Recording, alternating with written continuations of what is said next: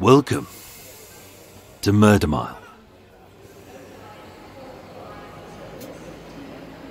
Today, I'm standing in Waterloo Station, SW1.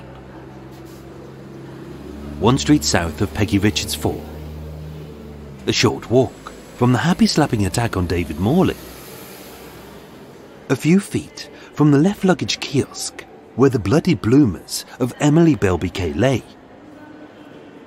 And soon, something grim. Coming now to Murder Mile. As one of London's busiest transport hubs, the Lost Property Office at Waterloo Station is a treasure trove of bafflingly bonkers cast-offs, which make even the cleaners wonder who the hell these weirdos are. Having found enough books to fill a branch of Waterstones, enough walking sticks to stabilise 62 wonky centipedes, and enough crinkly paged grumble bags to milk even the saddest git's love plums dry. And occasionally, they also find a gimp mask, a llama, a breast implant, and far too often, a stool sample. A human one. But many moons ago, they also found something which sparked a nationwide hunt for a killer. It takes a lot to surprise those who work in the Lost Property Office. And although they still diligently catalogue every object they receive to return each missing item to its rightful owner, what they found back in 1935 would lead to one of the strangest criminal investigations in the Met Police's history. My name is Michael, I'm your tour guide, and this is Murder Mile. Episode 230. Pieces.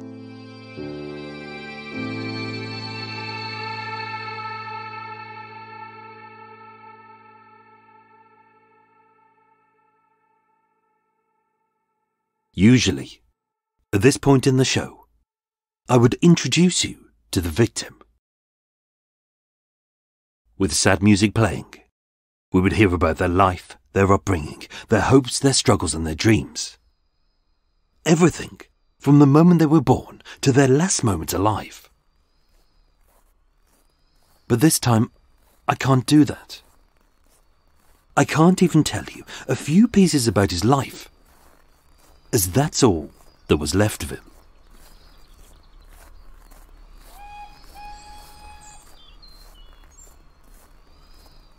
Monday the 25th of February 1935 was bitterly cold, as a Siberian blast had driven London's winter as low as -28. But in contrast, with highs of 3 degrees and lows of -4, that ice-caked day was practically balmy.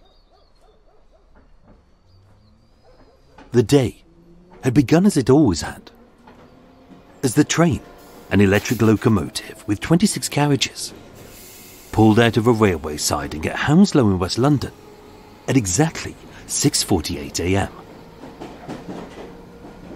Scrubbed and polished by a team of cleaners, the train ran a regular route between Twickenham and Waterloo, stopping at 22 stations, including Richmond, Mortlake, Barnes, Wandsworth and Clapham Junction.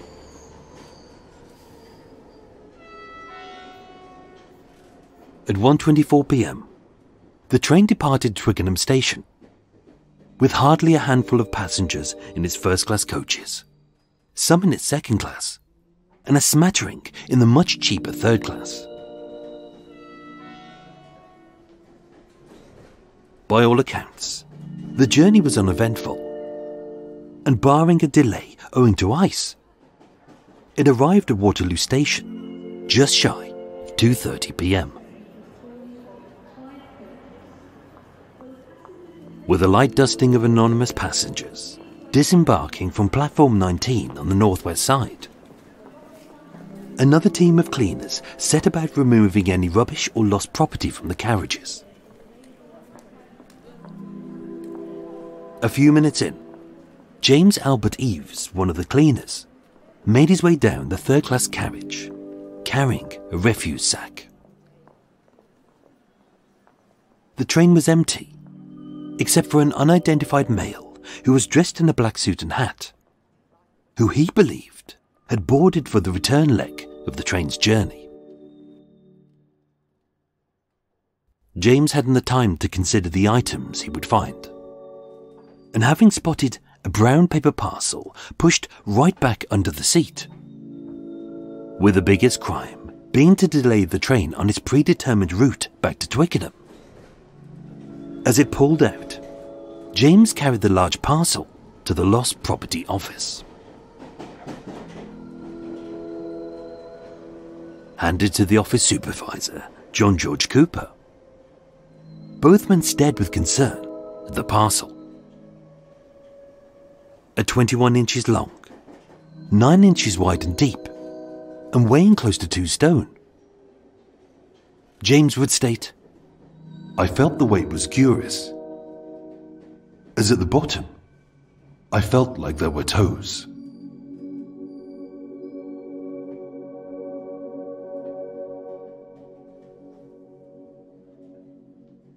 Having alerted the Metropolitan Police, Chief Inspector Donaldson headed up the investigation, aided by Dr. Davidson of the police laboratory and Sir Bernard Spilsbury as the Home Office pathologist. The brown paper told them nothing. As like the string, it was generic. Unwrapping it, the legs had been swathed in tabloid newspapers.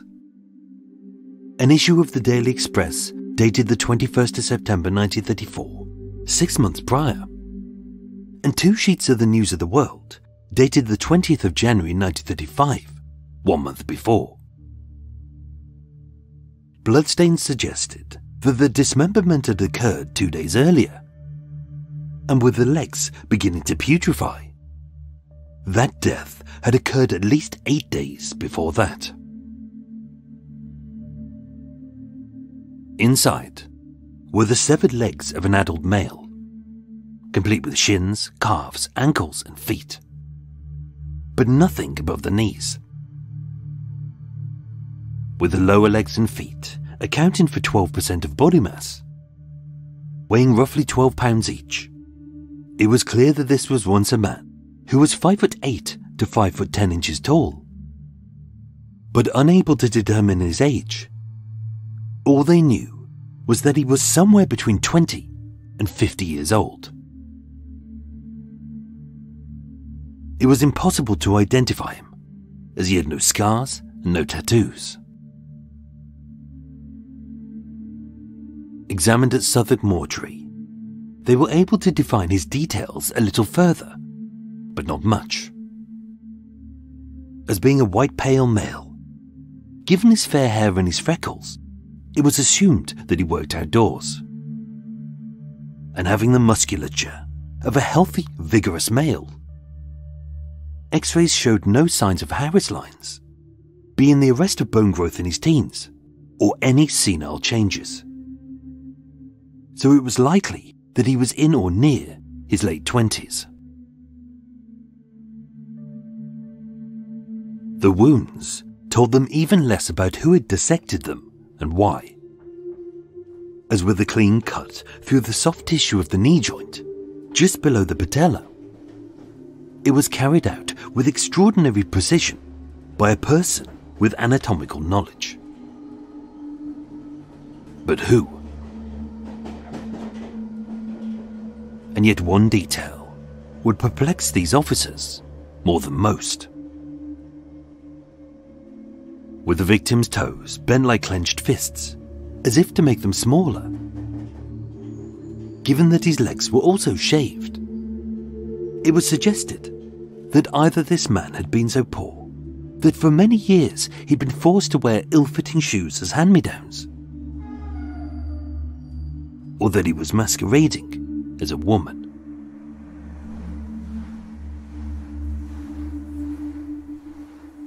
Whoever this man was, the police had little to go on, but they were unwilling to give up.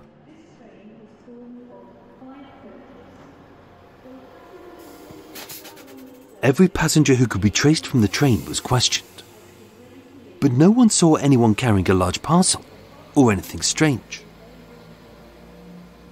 And with the parcel deliberately pushed back under the seat, although it was hidden, why would anyone hide a pair of dismembered legs on board of a train which was heading back to its original location?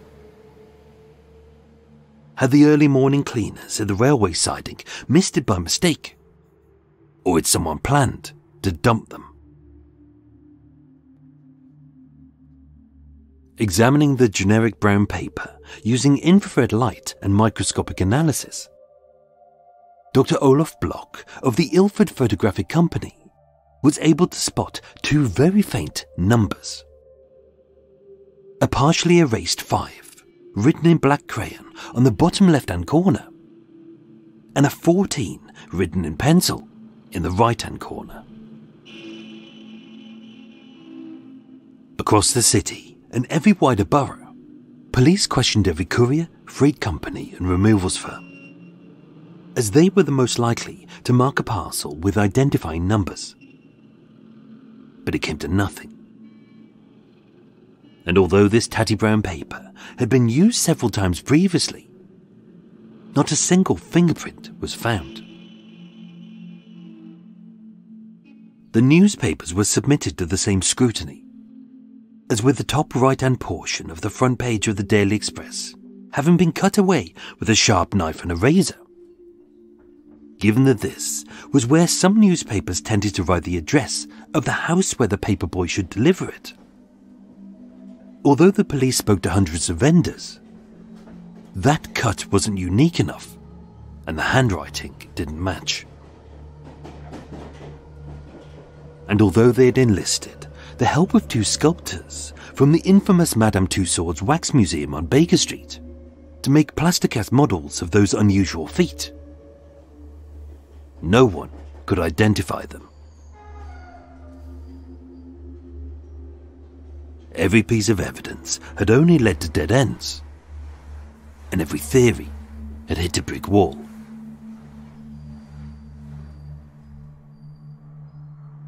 It was suggested that, given how cleanly the legs had been dissected, that it could have been a prank by a medical student who'd removed a pair of amputated limbs from the hospital incinerator.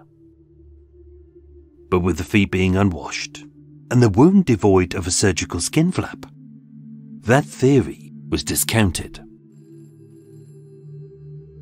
Inquiries were made at hospitals, undertakers and mortuaries as to whether any body parts were missing, but this turned up nothing. As did the hunt for a butcher or an abattoir worker who could have performed such a skilled dissection, as the knees are particularly hard to disarticulate. But again, this drew a blank.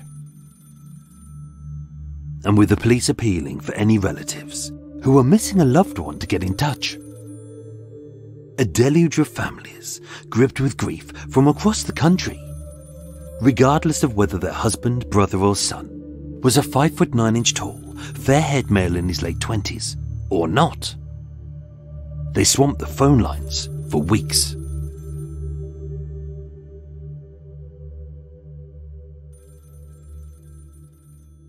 Whether it was a murder or not, they still didn't know. Whether he was still alive, they couldn't tell. And although the police had some evidence who this man may have been, that's all they had. Pieces.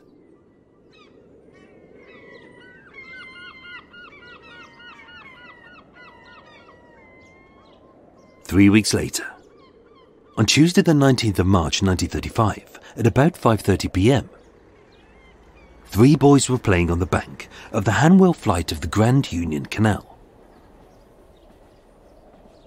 As a series of 7 locks from the Hanwell Asylum to the River Thames at Brentford, past a choking swathe of factories, and under 2 bridges for the Piccadilly Line Tube and Southern Railways, the Clitheroe Lock was one of the last before the Great West Road.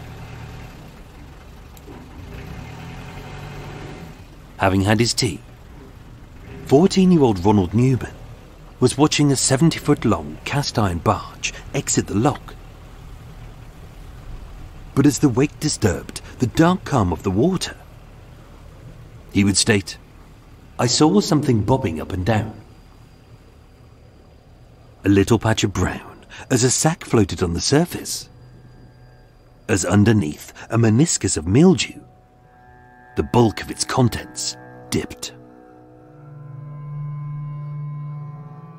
Grabbing a stick, as Ronald drew it near, it was clear that this wasn't a bag of rubbish, as the sack was as big as a medium-sized dog, diamond-shaped like a giant stink bug, and it weighed at least several kilos. Heaving with all of their might, as the lads wrenched this drenched sack onto the bank, hearing a tearing, they quickly wrenched it ashore as the old rotten sack split. But as Ronald grabbed it at its sodden base, as his hand slipped inside the sack, it also slid inside a wet, festering ooze, which stunk like rotting meat. Withdrawing his hand, inside he saw a gaping wound of flesh. And as it slowly dried, a fever of hungry flies had begun to swarm and feast at what Ronald described as a man's severed neck.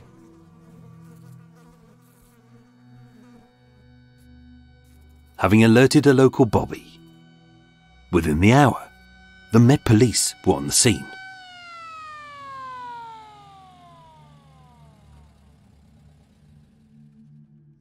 Untying the string, which sealed this Hessian sack shut, inside lay a man's torso. No forearms, no waist, no legs and no head, just a torso. Wearing a tatty brown woolen vest, he hadn't any of the ordinary clothes that a man in this era would wear. No jacket, no shirt and no tie. Just a vest. And with all but the top two buttons missing, and a portion of the lower left corner having been cut away, it was likely that someone had tried to disguise his identity by removing the laundry marks. But this was just a theory. Having been submerged in the fetid water of the canal for at least several weeks, owing to the decomposition, it was impossible to accurately determine when he had died, or even when he had been disposed of. With his breastbone, every rib, and several vertebrae having broken or fractured, with a few ribs poking through the skin like white jagged spears. Although the chest had been completely crushed, this wasn't how he had died, as all of his injuries had occurred post-mortem as the cast-iron barges rolled over him.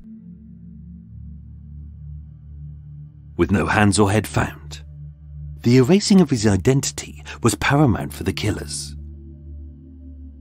But with the dissection lacking a surgeon or a butcher's skill, this dismemberment was described as rather crude. Lacking the clean slices of a sharpened blade, it was as if someone had been in haste to dispose of this body as quickly as possible. Or maybe several men of differing skills had taken it in turns, at a side each. Severed at the elbow, the left arm was cleanly cut through the humerus, the radius and the ulna. And whereas the right had been hacked, as a rough, jagged knife had ripped apart the skin and torn at the flesh.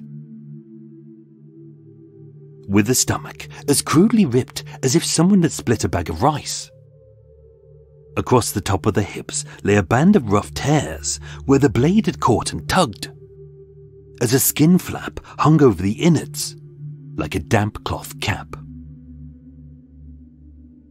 And with the neck being little more than a fleshy stump, severed by blows with a blade and a swung axe. This wasn't the work of a professional anatomist, but a crude killer with a body to disguise and dispose of. And yet, spotting 2 wounds to his heart, which exactly matched 2 cuts in his vest, there was no denying he'd been stabbed to death.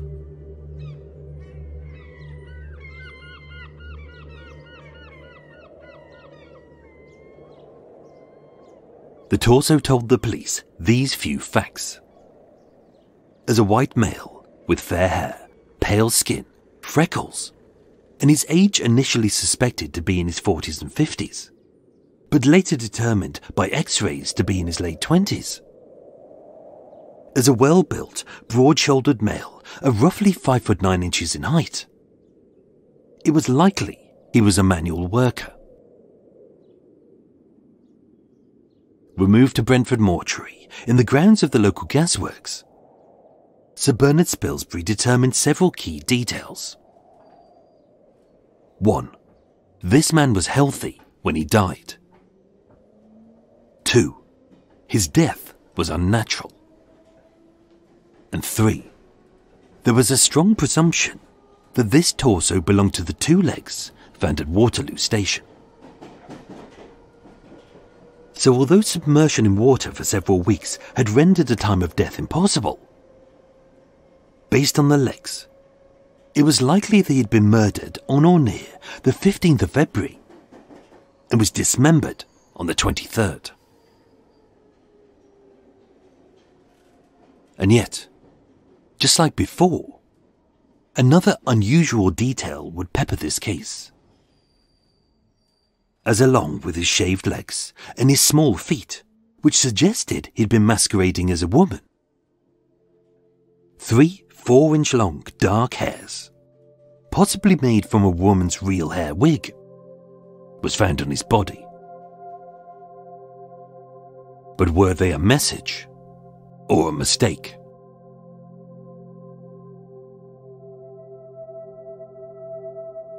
With this stretch of the canal being so remote, although questioned, there were no witnesses who'd seen anything suspicious, nor heard a sack being dumped in the water. So how did he end up here? The Thames police were requisitioned to drag and drain 3 miles of the canal, with several hundred yards of it dredged and manually searched. But nothing of significance was found. All barge crews who travelled from Coventry to London were interviewed, as well as the nomads who lived on the bank, and the officials of the Grand Union Canal who supplied the details about the sluice gates and the water flow. But again, it proved fruitless. One theory as to why the torso was found here was owing to its location. As 200 yards above the lock sits Bridge 206A, which runs the Piccadilly line between Boston Manor Park and Austerley. And 300 yards below the lock sits Bridge 207A, which runs the Southern Railway trains from Hounslow to Waterloo Station. The police mulled over this thought that the torso had been thrown from a train into the canal, and that maybe, with a severed head and arms, tossed into one of several miles of woods and ditches along the train track, and that maybe, with too many passengers on board, that the killer hadn't got time to dump the legs before the train reached its final destination at Waterloo Station. This was considered. But although the Twickenham to Waterloo train doesn't pass through Hounslow, and Bridge 207A was downstream of where the body was found, having checked every ditch, nothing was found. That said, the killers could have changed trains, or maybe it was just a coincidence. But with so much evidence leading to this neck of the woods, the police truly believed that the murderers were local. But who were they?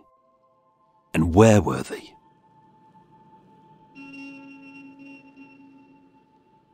With very little to go on, the police set about tracing the brown woolen vest, hoping that its purchase would lead to the purchaser. Made by Harriet and Coy at a cost of 2 shillings and sixpence. Although this mass-produced vest was distributed to thousands of wholesalers in London each year, that specific label was used by one company, a Midlands-based garment maker who also sold it in the north of England and Scotland. Every shop which sold the Protector brand was questioned, from Bishopsgate to Argyll, Cheapside to Glasgow, but with few records kept as to who had purchased this vest. This line of inquiry would stall. As for the sack, with it bearing the name Ogilvy, a flower manufacturer of Montreal in Canada, when examined, the company confirmed that the sack was made in 1929, but was one of thousands sent to the UK.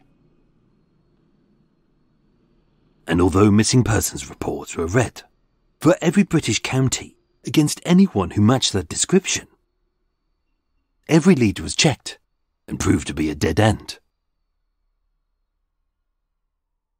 With no fingerprints, no laundry marks, no teeth, no ID, and no face, his identity was a mystery.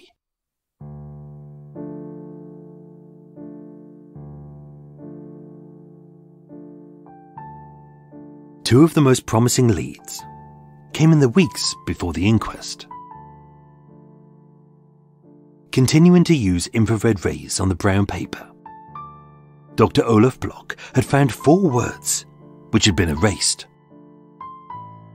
Harry, Hanwell, and Ward 14.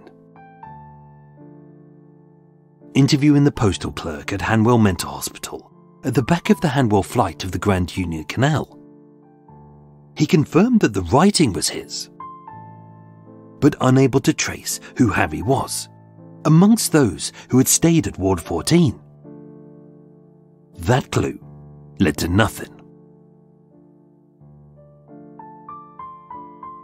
And the final lead occurred on Monday the 25th of February at 1 p.m, 90 minutes before the severed legs were found. At Waterloo Station, Harold Hillier, an attendant at W.H. Smith's, saw 3 men in the booking hall, and at their feet lay a large brown paper parcel. Only one of those men boarded the 106 train to Waterloo, and although he was described as late 20s, medium built and fair-haired, we know he wasn't the victim. Departing on time, this train didn't originate in Twickenham, but it did cross the Grand Union Canal at Bridge 207A, just downstream of the Clitheroe Lock where the torso was found.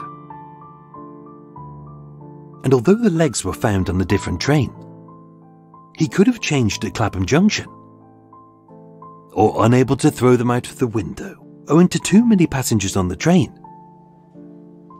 Having arrived at Waterloo Station, he could have hid them on an outbound train.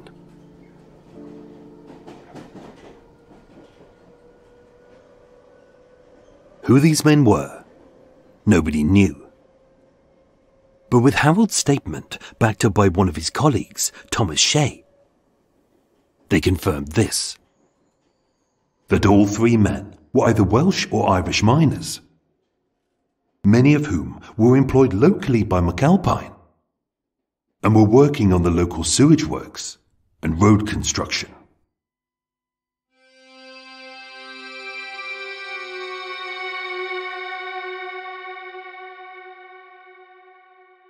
That clue took the police one step closer to the victim's identity. Having questioned Alfred McAlpine, owner of McAlpine Construction. They went through the payroll and employment records for the workers over the last year, but with no one known to be missing, and many of them paid in cash. Officers would state, this appeared a most likely clue, but it revealed little hope of success, as the firm's labourers are the flotsam and jetsam of Ireland and Wales. They had so many clues, but equally so many dead ends and loose threads. On the 10th of April 1935, an inquest was opened at Southwark Mortuary, but with no suspects, no witnesses, no weapon, no fingerprints, and no crime scene to the murder or the dismemberment.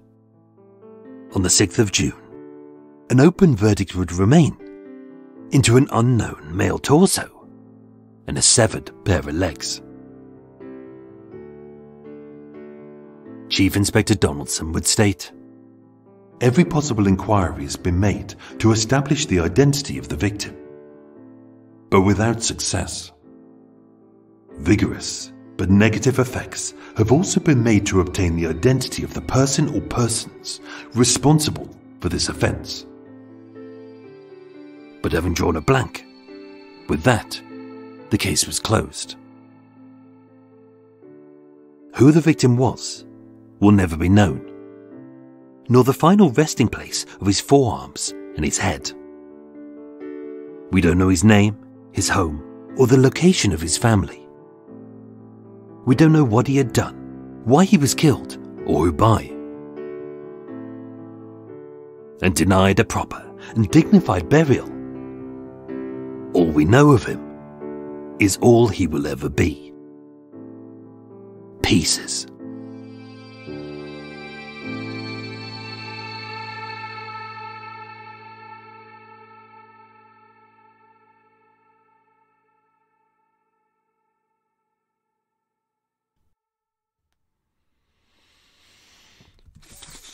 That was a mission. That was a bit of a mission to record that. Jesus Christ. Oh, I think I'm having a dyslexic day. My brain is just not functioning today. That was a real bugger to edit. That was.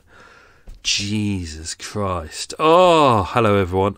Oh, helicopter bastards flying over as well, and Coot outside being a real pain in the ass. And you look out and look at Coot, and he's there, and he's going, nah, nah, nah, nah. And you look around and you just go, well, there's no one around you, you little shit. There's no other Coots around you. There's no moorhens. There's no swans. You haven't got any babies near you. You just bored little pathetic little Coot having a little rant because he's got nothing better to do. He needs to get a job. He really does. Bloody Coot. Shall I have a cup of tea? I think so. I'm going to have a cup of tea. Bear with. I'm just going to open a window as well and get some air in. Because almost tripped over your little hat there. I'm going to put your hat in your little box so I don't trip over it again. Because I will. Bloody will. Oh, do I want a tea?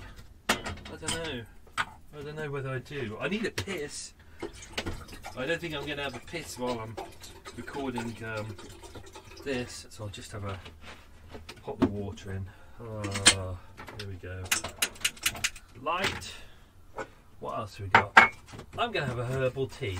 I think I need a herbal tea to chill myself out of it. Oh. It's weird when you're reading, when I'm reading through the script, it all feels fine. I do my I check everything before it goes out, and I go, yeah, that's fine. And then when I come to read it properly for this, everything goes to shit. I can't pronounce simple bloody words. Oh, it's a nice day outside as well. I really want to be outside. I could do with that. Anyway, it's a Saturday. It's a Saturday, which means I'm going to treat myself to something nice today. It's treat day. Diet is still going well. I'm at that. It looks like I'm at that point now where it's starting to burn off fat. Like the diet is going, ooh, I need to eat something. Right, we'll just eat fat, and it's slowly coming off my sides, which is good. That's the hard bit. What else is going on? Had my check-up at the for my eyes, which was good because, you know, back in I had my bronchitis for 6 weeks, and then I ruptured my eye because of all the coughing, which is still damaged, and I've still got a messed up eye. Have never been late with a single episode of Murder Mile.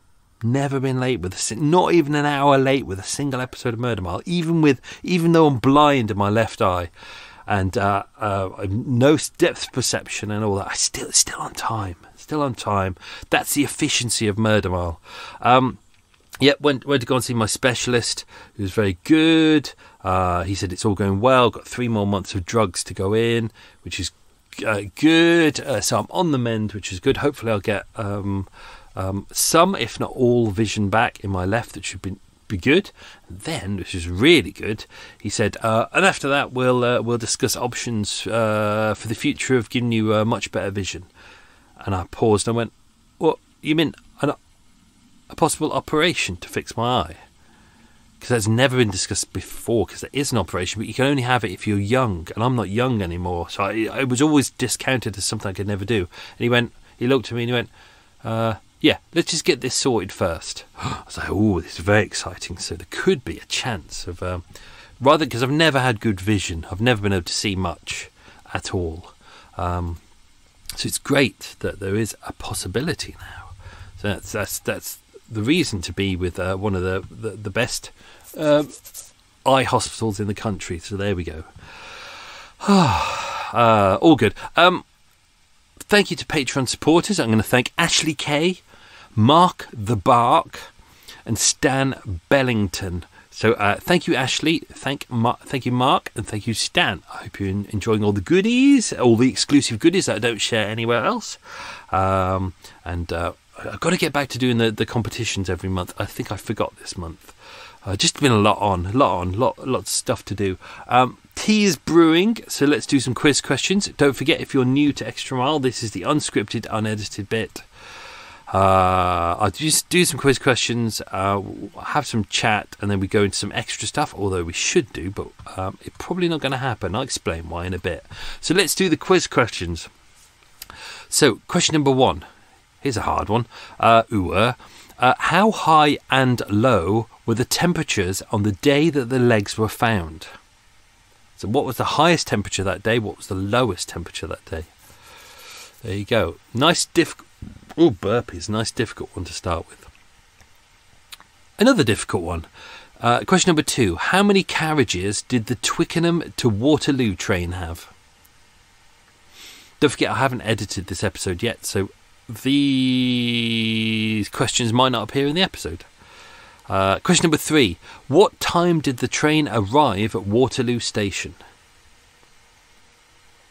Question number 4. What platform did the train pull into?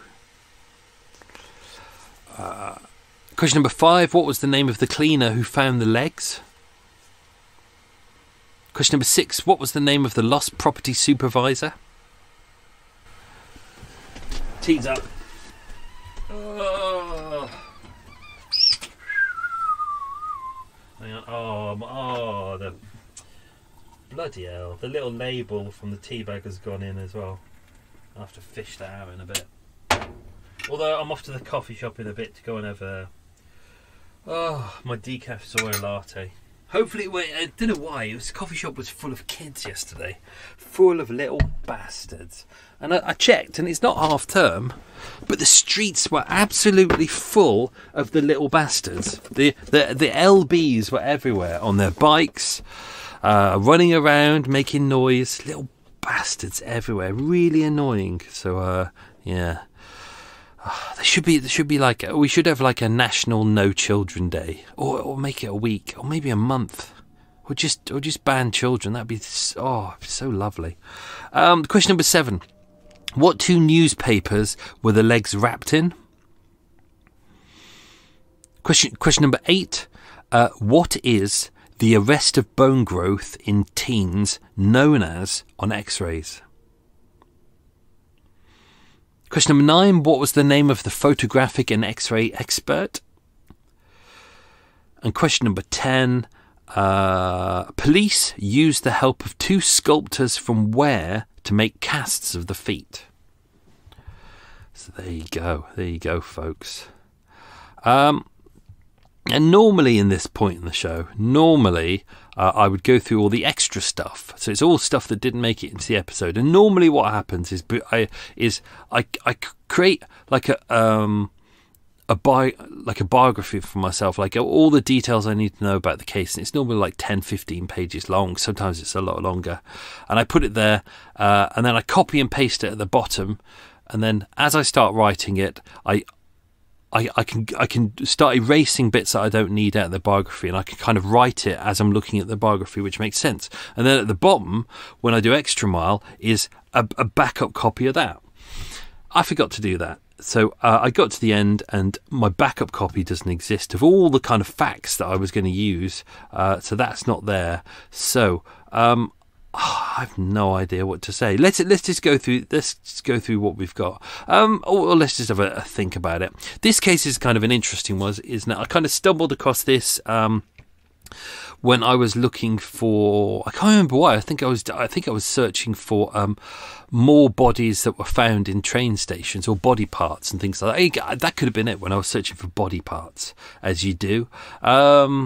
And it just kind of, there wasn't much mentioned about it. I found a file in the National Archives which was kind of interesting. It wasn't very thorough, but there was enough in there. So this was one of those cases where I had the inquest file on it. I had some of the police records, but also I kind of had to rely on the press as well, because the press did report some of it, but not particularly well. The one part that I was going to put into the Extra Mile was the fact that someone outside Hounslow on the train line, their house backs onto the train line, and in and around the same time they found a brown paper parcel tied with string, inside of which contained underwear. They didn't say whether it was soiled underwear or clean underwear, but it was definitely men's underwear. Unfortunately, they picked it up and they thought, oh, that's disgusting, and they threw it into the bin. And then a couple of days later, they saw a newspaper article about the vest, the body in the vest, and then they went, oh, that could have been useful. But by that point, they'd already thrown it in the bin; it didn't exist anymore. Now, this is also the problem as well. As we know, with people, when they get in touch, they could be really useful and be like, oh, I definitely saw this and this definitely happened. Or, you know, that we also have the pricks out there who are desperate for kind of attention, and they will say anything in the world just to get attention. Or there are people who see things and they make connections to things in their life. So it may not be true. It's just like, they may have seen like a red car. Let's say, for example, they saw a red car don't go on the road, and the newspaper said it was a green car. Suddenly in their mind they see a green car, not a red car. People do that. Our memories aren't particularly good, so that did happen there. Who was this person? I think that's kind of an odd thing, isn't it? Who was the person? Where did they come from? What were they about? I think that is probably the nearest that we'll probably get in this story to connecting them, was the fact that there's that part of West London around the time, there was a lot of kind of construction going on, a lot of labourers working, many of them working not on contracts, many of them working cash in hand, many of them just kind of turning up out the blue, saying, have you got any work going, and kind of working on a day-to-day, a weekly basis. So a lot of people coming in and out who it was unknown who they were. Hence the police kind of here referred to them as the flotsam and jetsam of Ireland and Wales. If you think about it, I guess, with the fact that he was very pale-skinned, the fact that his hair was referred to as fair, and I think we would refer to fair hair as kind of a light mousy brownish or lighter, but also, potentially blonde, potentially redhead as well. So could be someone from Ireland, could be an outside worker, as they mentioned, because he was very heavily freckled, but it was clear he had pale skin. And as someone myself who is Scots-Irish descent, whenever I get a bit of a tan. It's not really a tan, it's just kind of a collection of freckles joined together. So yeah, so it could be someone from up there. Could have been an outdoor worker. The feet are kind of interesting. A lot of press really picked up on this, and they were like, "Oh, maybe it is a drag artist." You know, a 5'10" well-built man as a drag artist, and that's why the feet are kind of scrunched up to make them smaller. You kind of see that with geisha girls as well. Well, do you know in China where they bind the feet to make the feet even smaller? Smaller? It's not even a word, to make them kind of more. Sorry, I'm scratching. I shouldn't be doing. I'm going to put on my mosquito repellent. I've got a scratch on my hand. I'm going to try not to scratch it. I'm just putting my anti-mosquito shite on it. It's called Off. It's called Off with an exclamation mark. Off. It should really be called Fuck Off Mosquito. So yeah, this person, they really picked up on the idea, the press, of that it could be a man in drag, that kind of thing. I don't think it is. I think when you go through the history of kind of looking at things like this, especially people who are poor, you tend to get you don't really go out buying new clothes. You tend to get hand-me-downs from your family, and you know, they might not be in good condition and they might not particularly fit well. So it's likely, they said, that he'd been wearing shoes or boots that hadn't fit him for a very long time. Hence, the front of his toes were quite crunched over, so the boots were too small for him. But also, the width of his foot had been kind of compressed as well. So it's likely that he was wearing smaller shoes because he was a manual worker. Although you never know, he could have been a drag act. Why was his legs shaved? We don't know. I mean, that's an odd question. Maybe it was something he did. Maybe they weren't shaved. Maybe he was working with tar, given the fact that he was a road worker, and having, you know, I've worked with bitumen and things like that before, and it really sticks to the skin. It really grabs the hairs, and when you try and remove it, it rips the hairs out. So maybe that's it. Maybe they're not shaved. Maybe it was him working with tar. They did say that the feet were quite dirty as well.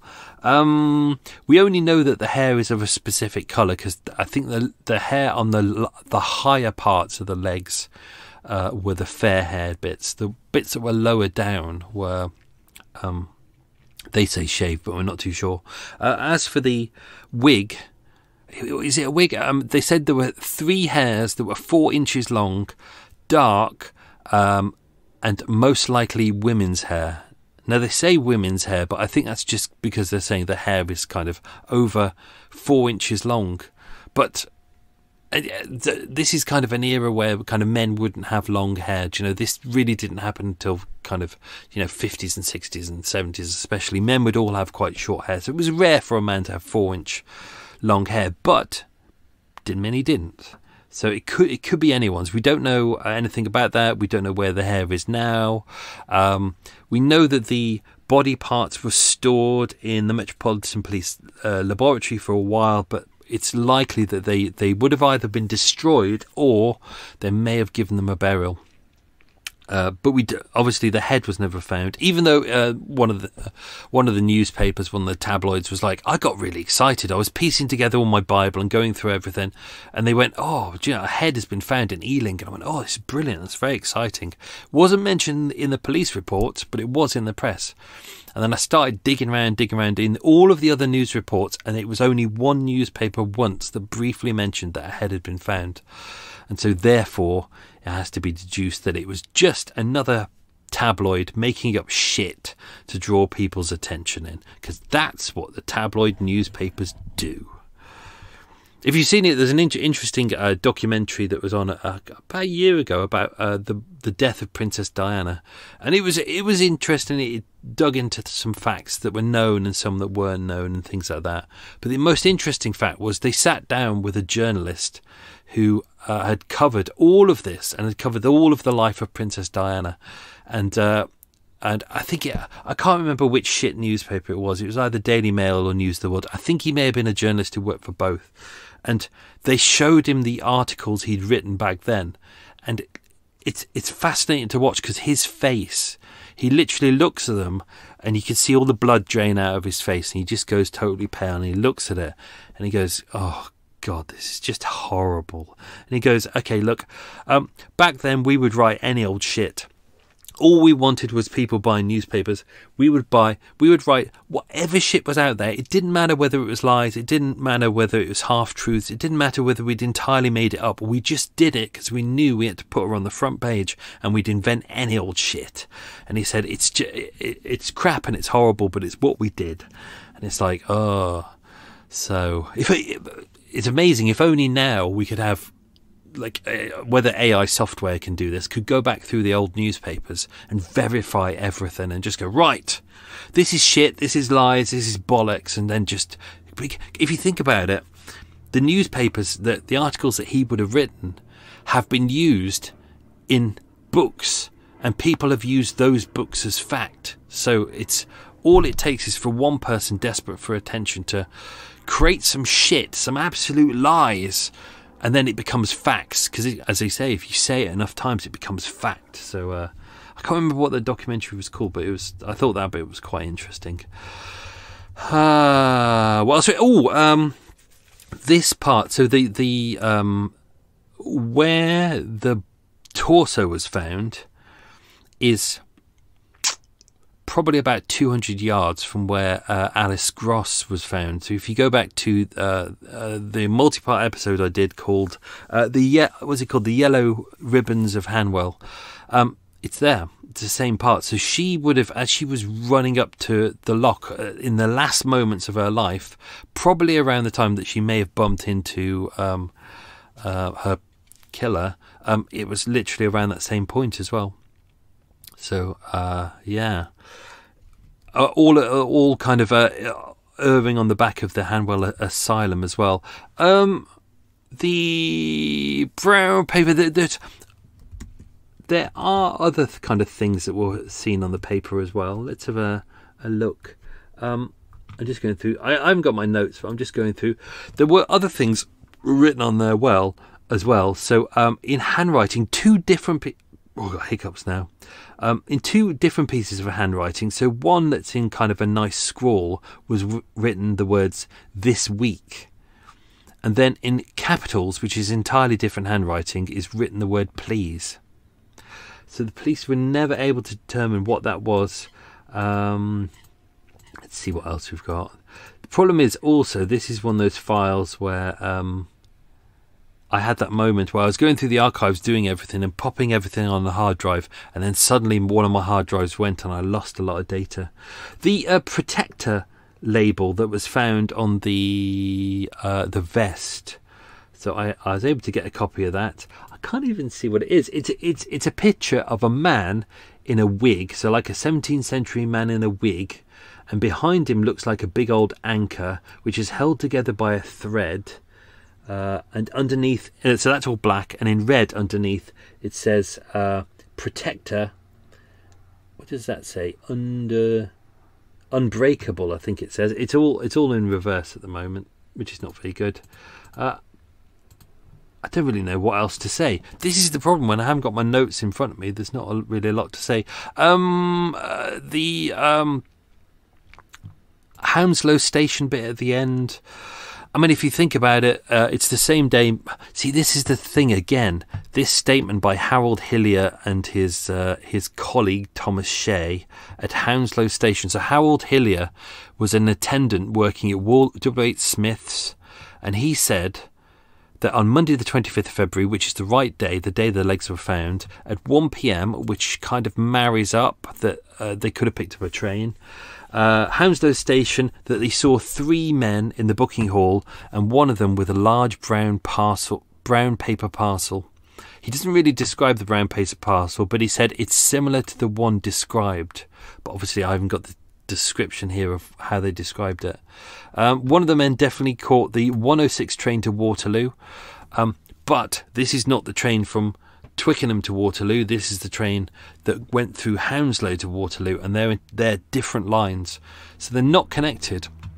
So if they were the same men, and the one man who got on the train, late 20s, medium build, fair-haired, similar to the victim, if he got on the train there and some of the body parts were thrown off the bridge. See, that's the thing. It can't be thrown off the bridge on the Hounslow route, because that's downstream. And unless he's got a really, really good wang, not wang as in wang, as if he's got a really good throw, and he could throw it like he could throw a couple of kilos of torso more than 300 yards, which is impossible. I mean, it just wouldn't have happened. So the problem is that the line above that is the Piccadilly line, but if you've been on the Piccadilly line, there's no windows. There's windows between the carriages, but they're not windows outside, so he couldn't have thrown it from the train. So police don't believe that the body that was dumped in the canal was dumped from a train from the bridge. They think it's more likely that someone came along here, dumped it in the river, in the canal, and it just kind of sat there. The canal's so really slow, and it only kind of moves really when boats go through it. So I think that's more likely. Why was the legs on the train? I don't know. That's one of the mysteries, isn't it? It doesn't make sense to bring the legs onto the train, given the fact that this is a train that goes back and forth to the same location. So the legs will probably go back to where they'd originated. Did someone arrive at Waterloo Station and then go through the barriers and then get onto a train and then dump the legs there and then depart? It doesn't make sense, because you'd have to buy another ticket. You'd have to go through the turnstile. You'd have to go through the ticket inspector who'd see you. Did someone arrive at Waterloo Station, so not come in on the train via Hounslow or Twickenham, but did they come into Waterloo Station, then get on the train, dump the parcel under the seat, and then move down the train? We don't know. It's one of those really weird things where this could be anything, so we don't know. We just don't know. I think that's it. Because I haven't got my notes, I don't really know what else to say. What an idiot. What an idiot. Although, to be honest, there wasn't a huge amount that I hadn't put into this episode, so I don't know. So let's do the quiz questions. And let's see how well you did. What time is it? I really need a wee now. It's 1 o'clock. It's time for me to FRO down to the coffee shop. Good. You can hear an arsehole and a helicopter going over. Question number 1. How high and low was the temperature on the day the legs were found? It was highs of 3 degrees and lows of -7. Question number 2. How many carriages did the Twickenham to Waterloo train have?